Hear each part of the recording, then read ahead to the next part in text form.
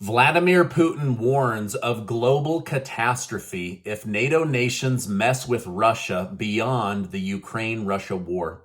Belarus issues its strongest warning to stop backing Putin into a corner full of nuclear weapons. Donald Trump is subpoenaed to testify before the January 6th committee, and the stock market struggles to post new gains. Plus, is the United States using taxpayer money to pay ISIS and Al-Qaeda soldiers to fight in Ukraine? Thanks for liking and sharing this video. It helps extend its reach and get me out onto the YouTube platform. I have a lot to go over today, so stick with me to the very end. The January 6th committee has just aired its finale. As always, tons of new evidence was promised, but little was shown. In reality, most of what was covered was not really new, just a lot of showing the same Capitol attack outside of the Capitol building. However, there was a few new developments I do want to cover. First, the committee obtained testimony from White House aide Alyssa Farah. She claimed that Trump said to her, "Can you believe I lost to this effing guy a week after the election?" This implies that Trump had at least to one person complained while possibly admitting that he had lost the election, even though to this day he continues to say that the election was rigged against him.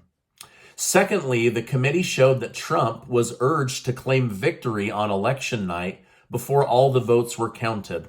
Trump did do this, which critics say created a false sense of winning to his voters. While no damning evidence was shown yesterday, this was enough for the committee to vote at the end on public television to subpoena the former president. Trump is reportedly open to the questioning as long as it is done live before the public. Now, House Speaker Nancy Pelosi also had her moment of controversy during the Capitol riots. After Secret Service members confirmed that Trump was not coming to the Capitol because it was dangerous, Pelosi stated, "I hope he comes. I want to punch him out. We're waiting for this, for trespassing on Capitol grounds. I want to punch him out. I'm going to go to jail and I'm going to be happy." So she was obviously very frustrated on that day and wanted to punch out the current president for the situation at the Capitol.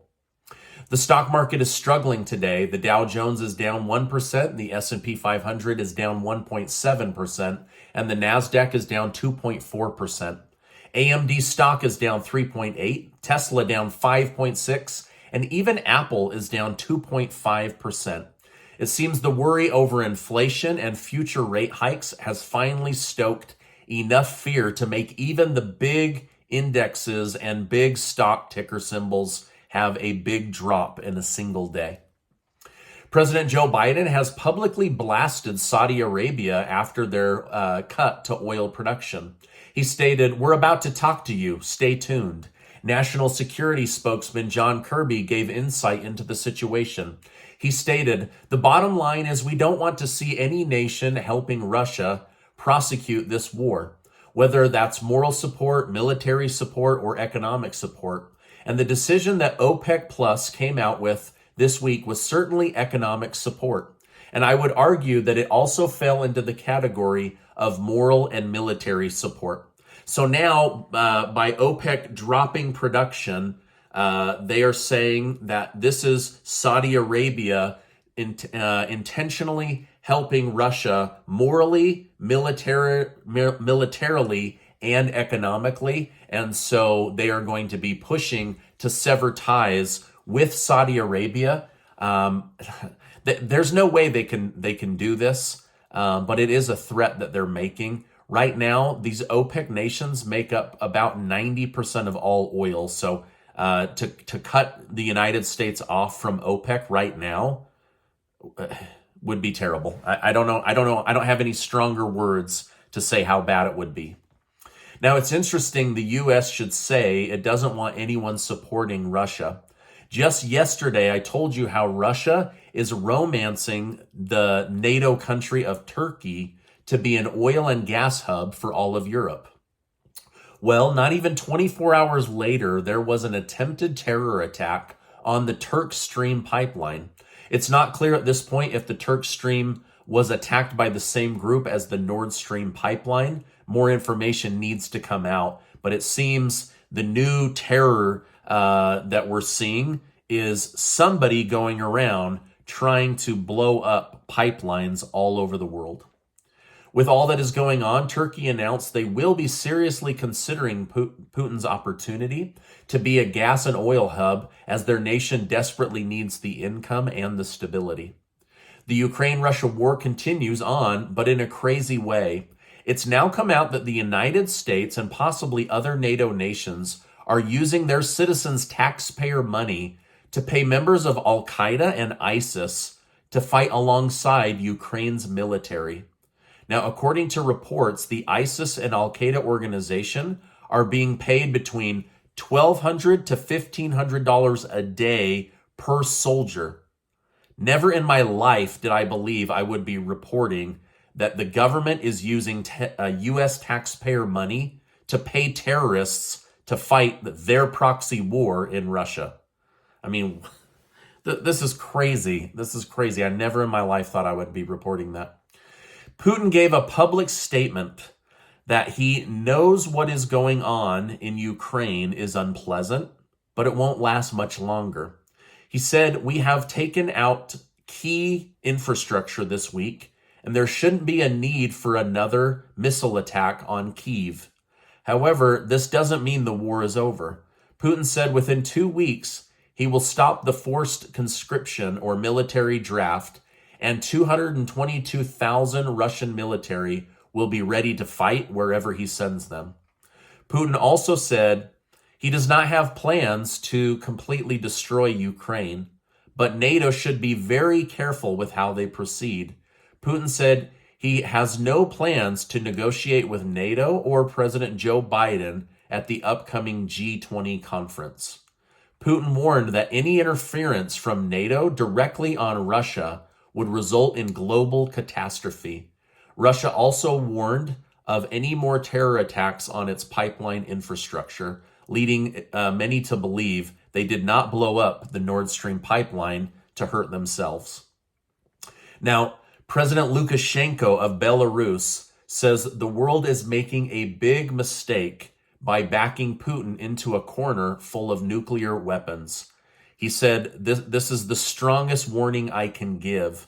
At this moment, he is mobilizing his own country's army on its southern border, which is the northern border of Ukraine, to attack Ukraine if they are attacked. Now, they are basically signing up to go to war with President Putin of Russia, but they're not going to attack unless Ukraine makes the first move against Belarus. So even though they're teaming up with Putin, if Putin told Belarus and Lukashenko attack, they're not going to unless Ukraine attacks them. Now, this could lead to some kind of false flag operation, but as of right now, it appears Lukashenko of Belarus is joining Putin, but he's warning the world, stop it. Stop pushing Putin into a corner full of nuclear weapons. Okay, now in some positive news, the president of France, Emmanuel Macron, has publicly announced that regardless of what Putin and Russia do with nuclear weapons, he is committing right now to not retaliating with nuclear weapon use, regardless of what happens. He says France wants peace and France wants global stability. Now, this is the first NATO nation to publicly make this pledge, and maybe it would cool things down a bit if other nations came out and said, we don't want Putin or Russia to use nuclear weapons, but we're not going to retaliate. We're not going to add fuel to the fire. So I was really proud of Macron for coming out and making this public announcement. Macron has been one of the few to privately speak with Putin multiple times about cooling things down. So hopefully this will continue in this direction and we can be done with this. The Ukrainian military continues to prove that it is stronger than anticipated. They are fighting for their lives and their country. The Russian military has reportedly been forced to evacuate the province of Kherson after major advances by the Ukraine military. Now, this is one of the provinces that just voted to be annexed by Mother Russia. But Russia is now telling their people, come back to the motherland, come back home. The military is pushing in too hard on this particular territory.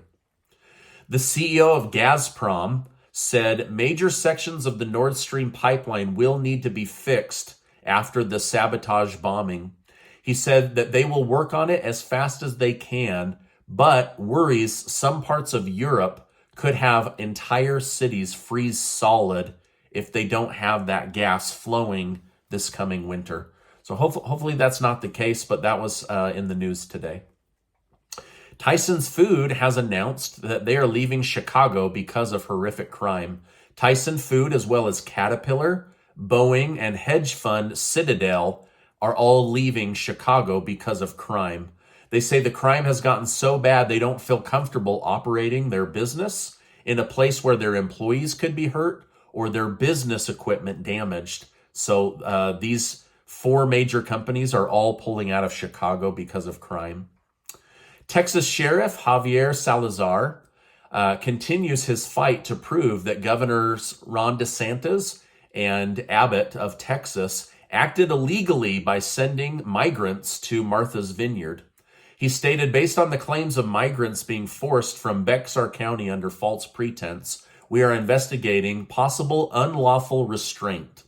And because this is a criminal investigation, the 50 migrants that were on the plane qualify for a visa so that they can act as witnesses if needed. So basically, these people are sent to Martha's Vineyard, then they're told, get out of here. They leave Martha's Vineyard and investigations open up. Now they want to make these 50 immigrants citizens and give them visas so that they can testify against the governor of Florida and the governor of Texas. Former President Donald Trump is continuing to struggle in his battle concerning the documents seized from Mar-a-Lago by the FBI. At first, it appeared he had a big win as a judge appointed a special master to review all the documents. However, that decision was reversed. Trump has now submitted for the Supreme Court to step in and overturn the situation. However, we've gotten word that the Supreme Court will not participate in this particular ruling. This means that all of the documents seized at Mar-a-Lago could be used against Trump if they decide to file charges against the former president. Now, this is my update for today. As I know more, I will definitely come on and share more with you. Before you go, make sure to take 20 seconds to register to be one of the winners of the $8,000 in cash and prizes that Casey and I are giving away thanks to generous video sponsors. I'll make sure to leave a link down below. Now, before you go, I want to remind you that you are amazing. Make sure to check out this video and be subscribed to the channel. Hey, I appreciate you stopping by today, and I will see you on the next video.